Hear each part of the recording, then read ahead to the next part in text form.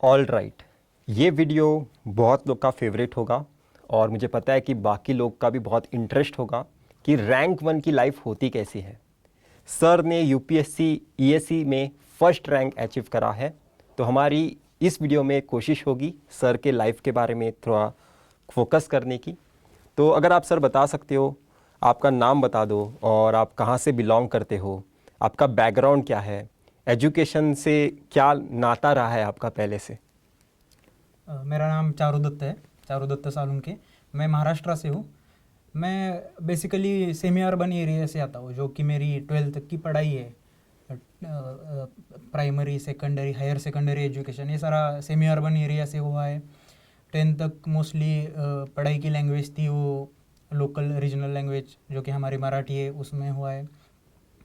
और उसी तरह से जो कि एक साधारण स्टूडेंट के ज़िंदगी में ये जो ईयर्स होते हैं ग्रोथ की, उसी तरह से मेरे भी ज़िंदगी में ये ईयर्स थे।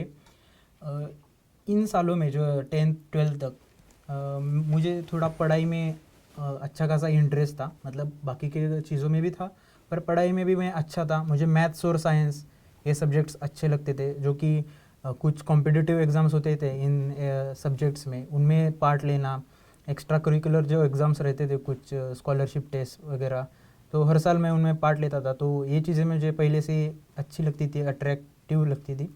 तो उसी से मुझे फ़ायदा हुआ।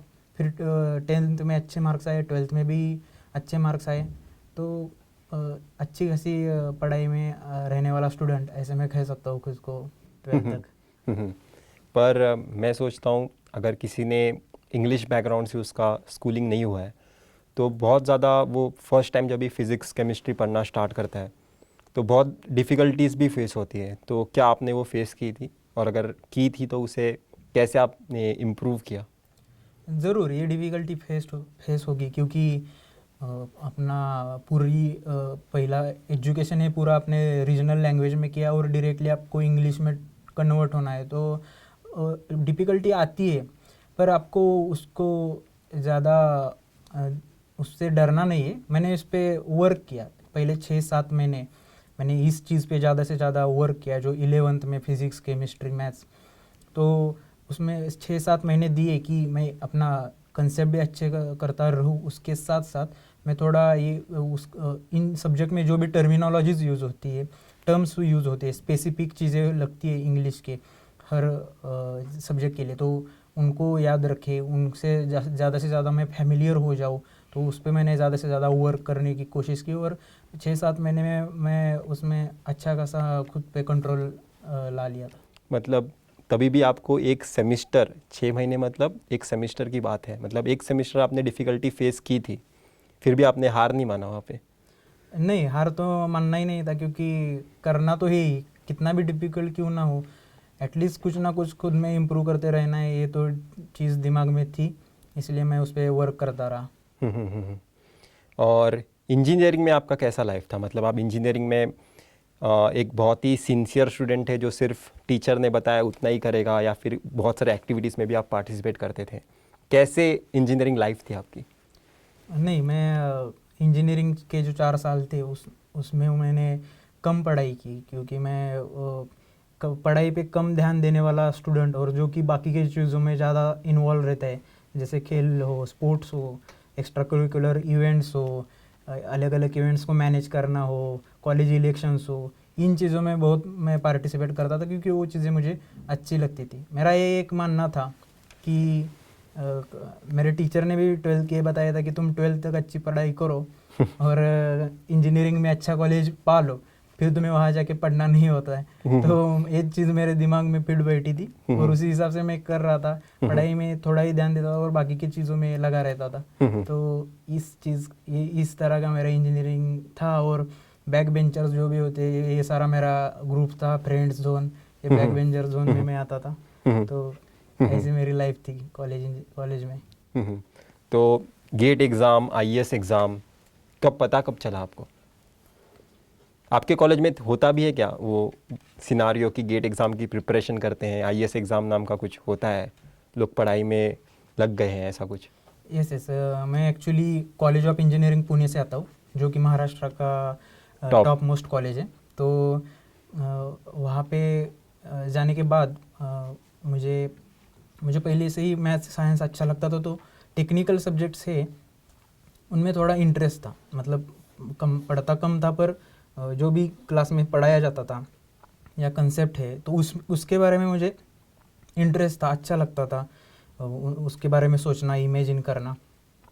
तो ये एक चीज़ थी। तो मैं उसी के साथ जो कॉलेज में इवेंट्स होते हैं जो कि टेक्निकल रिलेटेड होते, तो उनमें भी मैं पार्टिसिपेट करता था, मैनेजमेंट टीम में रहता था। तो वहाँ से थोड़ा ये दिमाग में आ गया था कि मुझे टेक्निकल फील्ड में अच्छा खासा इंटरेस्ट है और मुझे इसमें ही कुछ करियर करना चाहिए। तो सेकंड ईयर में जाने के बाद कुछ सीनियर से मेरी बातचीत हुई।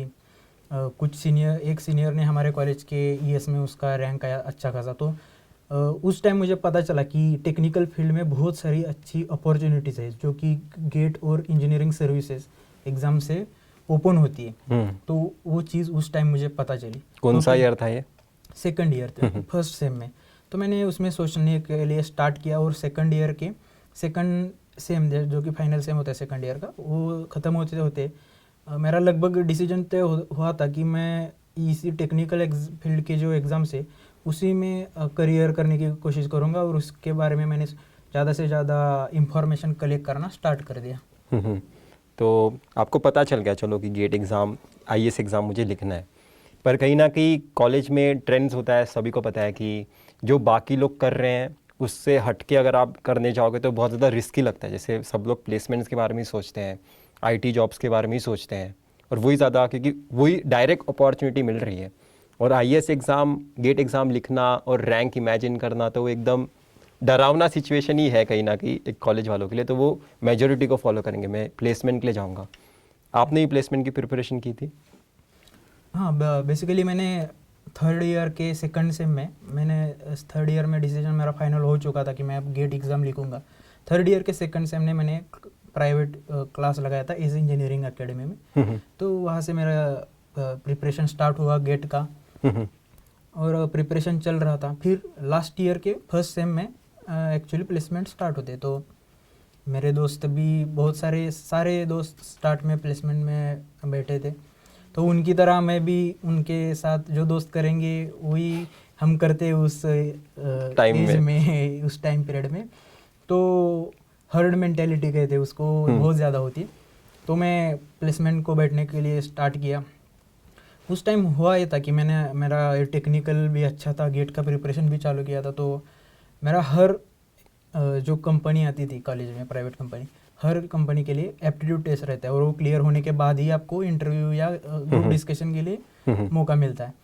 तो मेरा हर कंपनी का एप्टी क्लियर होता था।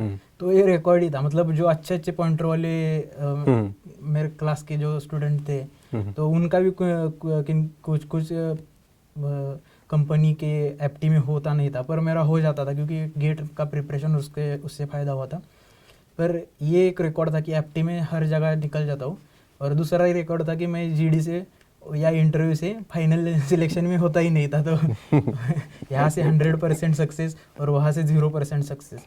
फिर कुछ कंपनी में 8-10 कंपनी में बैठने के बाद मुझे पता चला कि यार ये लोग मुझे इंटरव्यू से सिलेक्ट ही नहीं कर रहे, मतलब अब इससे ज़्यादा क्या प्रयास करूँ। तो मुझे थोड़ा सा नर्वस फील हुआ, और मैंने उस टाइम सोचा कि शायद ये जो प्राइवेट जॉब है या ये जो सारे कंपनी वाले जिस कैंडिडेट को ढूंढ रहे हैं, ये मैं वो कैंडिडेट नहीं हूँ। मतलब मैं अच्छा हूँ पर उनकी रिक्वायरमेंट कुछ अलग है, उनको कुछ दूसरे तरीके का कैंडिडेट चाहिए। तो मैंने उस टाइम सोचा कि मैं अब प्लेसमेंट से हटूँगा, उसके लिए एक भी प्लेसमेंट के लिए नहीं बैठूँगा और अपना पूरा फोकस गेट पे दूंगा।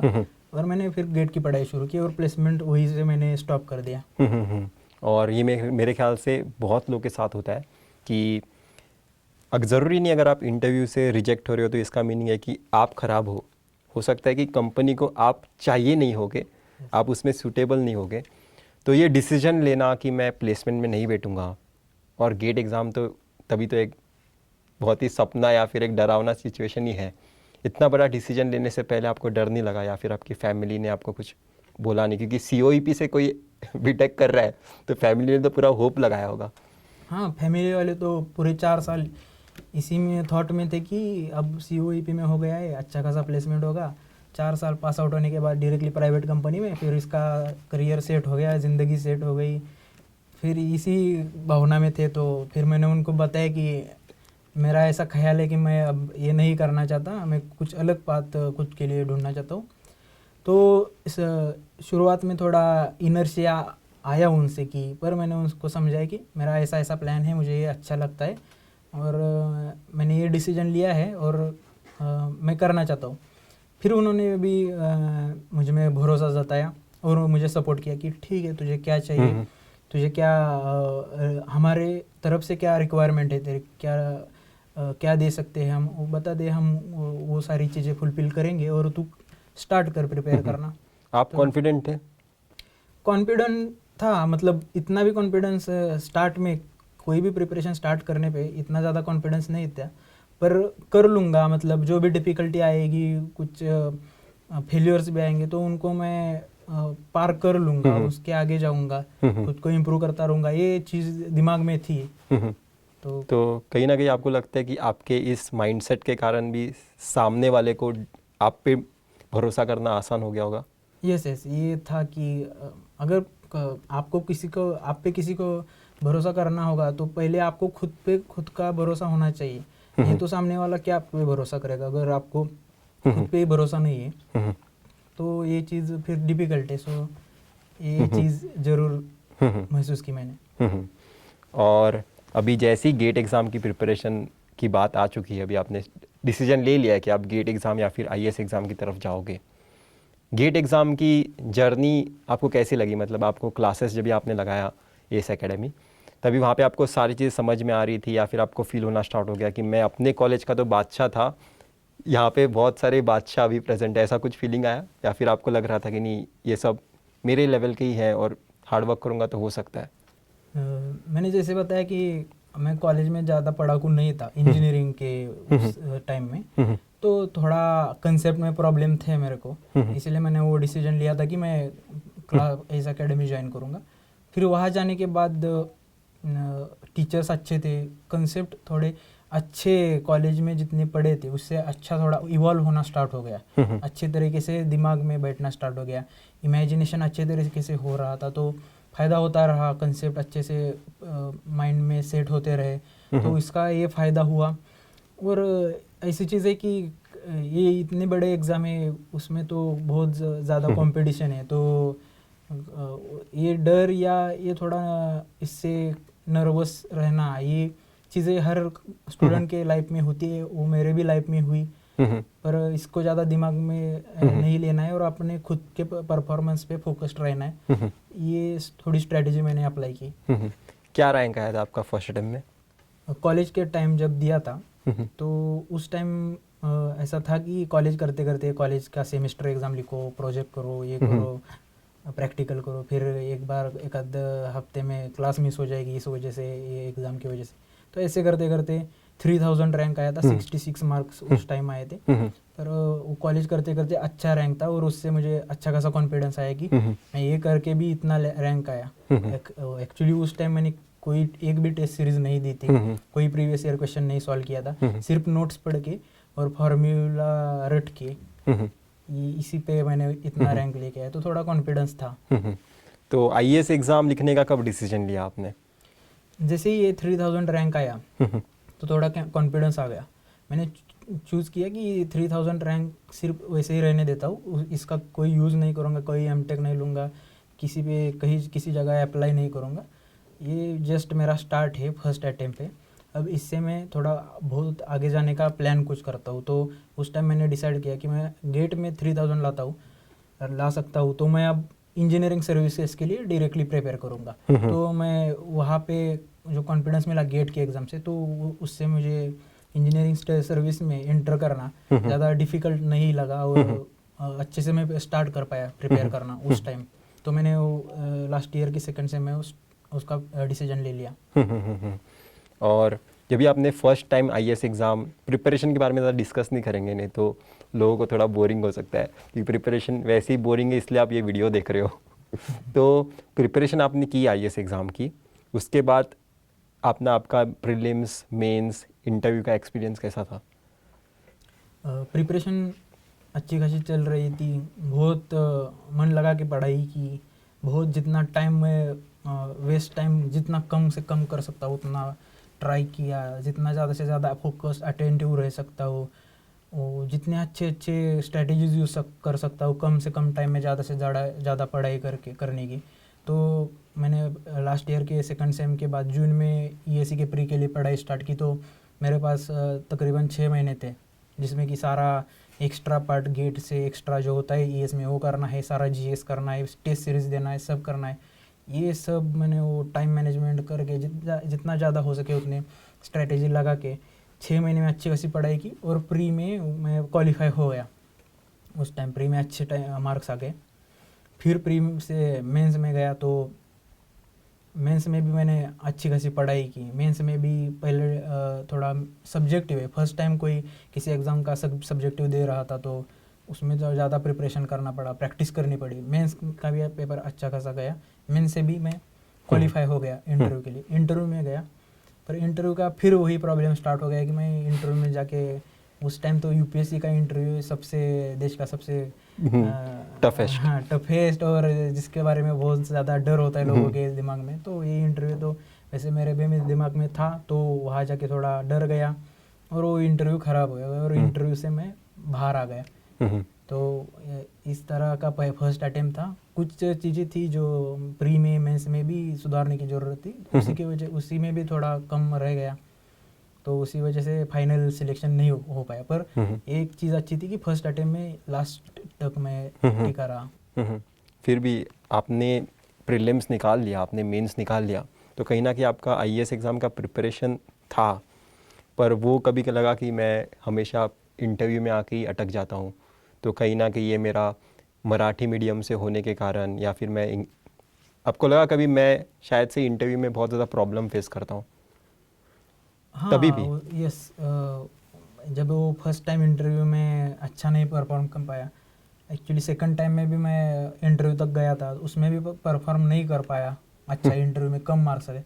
तो वो दोनों टाइम लगा था कि ये इंटरव्यू का जो प्रॉब्लम है ये फिर से स्टार्ट हो गया है, ये मतलब ये भूत का साया है मेरे सर पे और वो मेरे साथ ही चल रहा है, ऐसा लगा। पर ये है कि अब तो डिसीजन लिया है कि प्रिपेयर करना है, तो कर क्या सकते हैं इस पर। तो मैंने सोचना स्टार्ट किया कि ऐसा है, अगर इंटरव्यू में ख़राब है तो ठीक है, मान लीजिए कुछ तो कर सकता हूँ, एटलीस्ट 1% तो इम्प्रूव कर सकता हूँ। तो ये डिसीजन लिया कि जो जितना हो सके उतना भी इम्प्रूव करने का स्टार्ट करता हूँ कि किसी चीज़ में कम ऐसा अगर मुझे पता चला कि मैं इंटरव्यू में इस चीज़ में कम हूँ, तो मैं उसी में थोड़ा प्रिपेयर करना स्टार्ट करूँगा, इसी में इम्प्रूव करूँगा। जितना हो सके कर लेता हूँ, वो जहाँ लास्ट टाइम तक जो लास्ट स्टेज में जाने के बाद जो एक्चुअल में होगा वो देखा जाएगा, पर मैं इम्प्रूव करता रहूँगा, ऐसा मेरे दिमाग में था। ये जो आपका एटीट्यूड है कि मैं इस चीज़ में अगर फेल हो रहा हूँ तो वापस से मैं इसी चीज़ में लगा रहूँगा, ये कहाँ से आया था? आपने कोई बुक्स पढ़े थे, कोई मूवीज़ ने आपको इंस्पायर किया था? ऐसे कहाँ से ये एटीट्यूड आया कि मैं इतना आगे आया हूँ, वापस पीछे नहीं जाऊँगा? एक्चुअली मैं बुक्स पढ़ता रहता था, मतलब मेरी हॉबी है कि बुक्स पढ़ना, अच्छे खासे जो भी राइटर्स है उनकी मोटिवेशनल या कुछ साइकोलॉजिकल सेल्फ डेवलपमेंट बुक्स है वो पढ़ते रहना। तो उन बुक्स से बहुत सारी चीज़ें सीखने को मिली कि कैसे रहना चाहिए आपको, खुद में कैसे इम्प्रूवमेंट लानी चाहिए, तो उसमें सीखता रहता था। तो उससे ज़्यादा मुझे हेल्प मिली। मूवीज़ भी देखता था, मूवीज़ में भी कोई भी मूवीज़ है अगर कोई एंटरटेनिंग भी, उसमें भी कुछ पार्ट होगा जो आपको मोटिवेट करेगा, तो उसमें उसको मैं ग्रास्प कर लेता था। तो ये चीज़ है, इससे मुझे फ़ायदा हुआ। कोई आपने जो अभी ये इम्प्रूवमेंट वाला मुझे पॉइंट बताया कि 1% इम्प्रूवमेंट भी मैं अगर हो सकता है तो मैं उसके लिए ट्राई करूँगा, ये कहीं आपने मिला था आपको?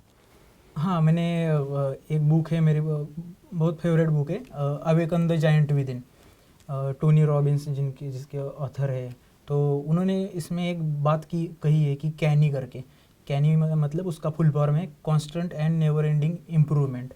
तो ये चीज़ ये है कि किसी भी इंसान को, कोई भी किसी भी स्टेज में है, वो कोई गरीब है बहुत ज़्यादा अमीर है, कोई भी है, उसको अगर हैप्पी एंड सेटिस्फाइड रहना है अपने ज़िंदगी में, तो उसके लिए एक ही मंत्र है, उसको हर दिन आप खुद में कुछ ना कुछ इम्प्रूवमेंट करता रहना होगा। अगर उसको पता चल गया कि मैं कल से आज इम्प्रूव हुआ हूँ, पिछले हफ्ते से इस हफ्ते में मैं बहुत बेहतर हो गया हूँ, पिछले साल से इस साल में बेहतर हो गया हूँ, पिछले 5 साल पहले जो था उससे बहुत ज़्यादा अच्छा मैं इस हो गए, इससे बड़ी खुशी वाली बात कोई नहीं है। अगर ये चीज़ है, आपको जो दिख रहा है मटेरियल सक्सेस, कोई रैंक या कोई अपने पैसे कमाए, इससे भी ज़्यादा ये बहुत अच्छी चीज़ है, ये दिल को बहुत सुकून देने वाली चीज़ है।